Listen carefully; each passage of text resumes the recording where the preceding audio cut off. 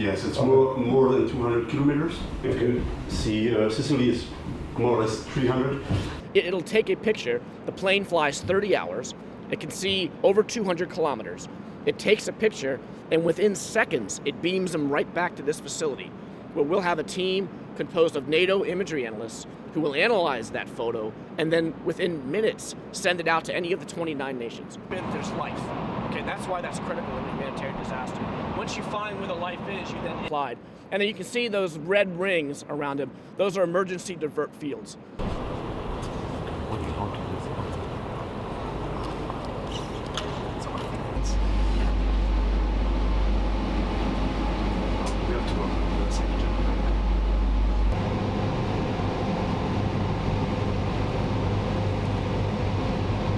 Well, when we're operating in a permissive environment, you operate under civil aviation laws, which means we file a flight plan and we call it squawking.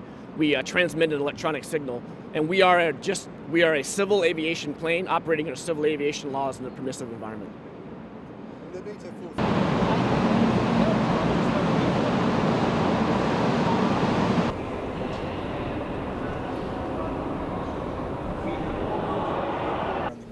It's totally different. You don't have any type of feeling. In a normal aircraft, you hear the engines, you hear if something goes wrong, you will notice the aircraft flies in one direction or in another. Here it's very different. The thing that you need the most is that help from the traffic controllers to give you that situational awareness of all the aircraft that you might have around or the dangers that you might find in front of you. Laura, does it connect? Okay. But the thing is, if you're not interested, beams there. So.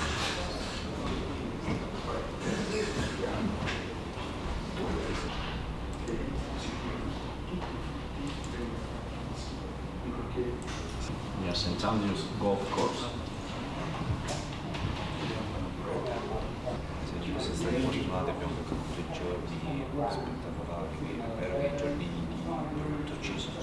For instance, day and night conditions, all weather conditions, a bicycle moving can be detected good 200 kilometers away.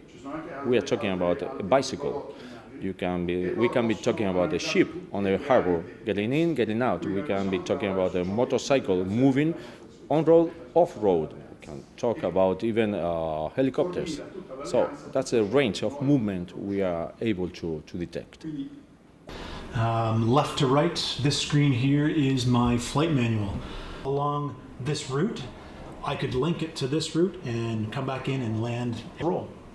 Across to this side of it is this small little window here is probably the most important window we have. Basically, every one of these points will have some sort of action off it if something were to happen negatively. And once we get through the 45,000, 50,000 feet, we're basically alone up there, other than other Global Hawks flying.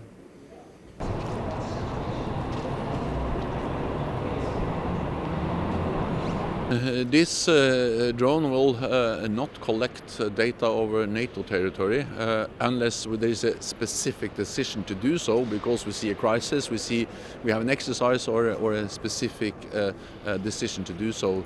So this is not aiming at collecting data over NATO territory. Part of all those civilian aircraft.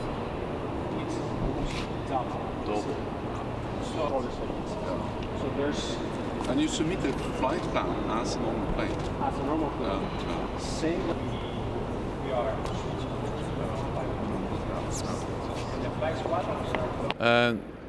These drones will be important because they will help us to better understand what is going on along our borders. They can support our missions to fight international terrorism, and of course also they can be a valuable tool in dealing with the consequences of natural disasters.